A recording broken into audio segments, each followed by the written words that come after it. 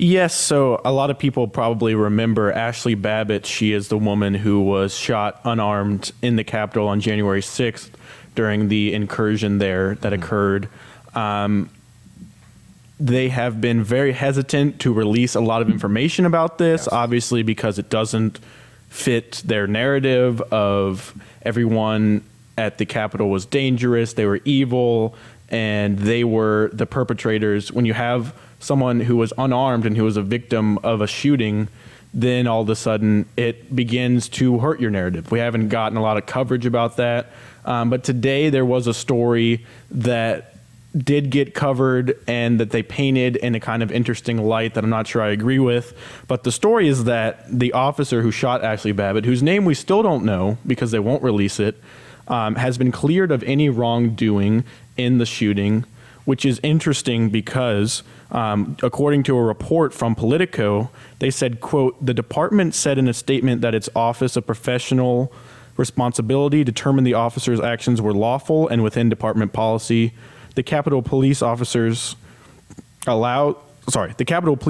officers to use deadly force only when the officer reasonably believes that action is in the defense of human life, including the officer's own life, or in the defense of any person in immediate danger of serious physical injury. The Capitol Police declined to identify the officer because of numerous credible and specific threats against the individual as well as family members."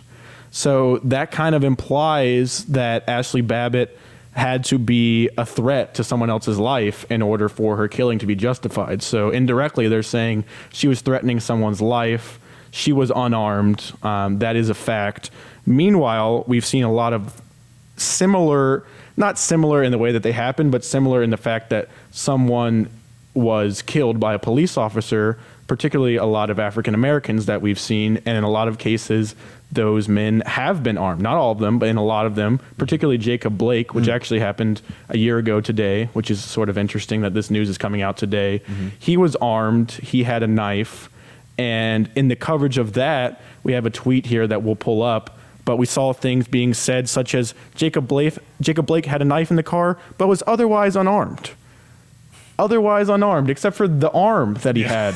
The knife that could have killed someone. Yeah. So it's just... They're mostly peaceful protesters, except for the fires. Exactly. And in that same article from that tweet, they did identify the officer 3 days after he shot Jacob Blake. There was no hesitation to identify him because of any threats to his family or anything like that. That was never a thing that people were really worried about before. I'm sure BLM threatened him. That was never mentioned. I'm sure it happened, but they weren't concerned about that then. They're suddenly concerned about it now.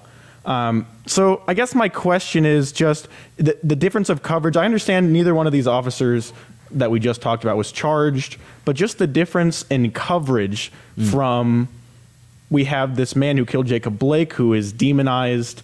The media tries to paint it as he is in the wrong. He shot a man who was armed, but really he wasn't armed that much. Yeah. And then we have, a white middle-aged woman who was shot at the Capitol, but because she was a Trump supporter, the coverage is that it was justified.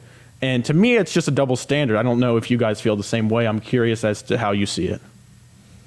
Yeah, I have a big problem with them saying that she fit their definition of a threat. I mean, we ran a story, I forget if it was a few weeks ago, a month or two ago, about a group of Congressional Black Caucus members who stormed a federal building and were unlawfully inside a federal building. Which we got fact-checked for, I believe. Yeah. But they were unlawfully in the building. They got arrested for it. They were unarmed, but there were some similarities between that and January 6th.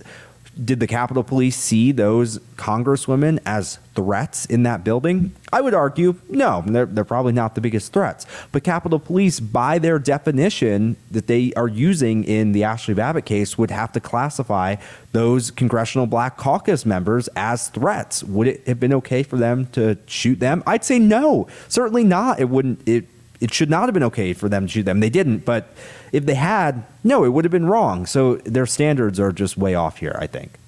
Yeah, I mean, it is really problematic, I think, to play armchair quarterback in the case of a police shooting.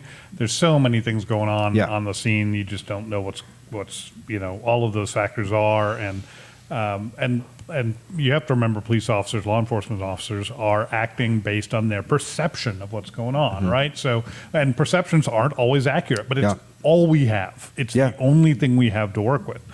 I often say perception is reality, not because perception actually is reality, but because for the person who's perceiving, what else are they going to work with? That's all they have to work with.